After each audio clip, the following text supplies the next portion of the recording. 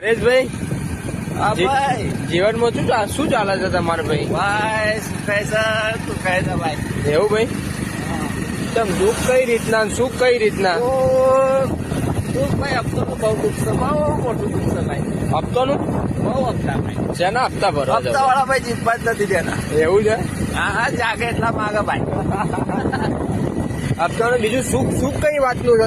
સુખ મને કહો ને, સુખ કઈ વાતનું છે તમારું? શું કોણ ખાતે પીતે તો સુખ જ છે, પણ લોડ છે યાર હપ્તાનો. અમારે ભાઈ પ્રેશરમાં લાવી છે હપ્તા વાળા ભાઈ. લોડ નહીં લેવાનો યાર એટલો બધો.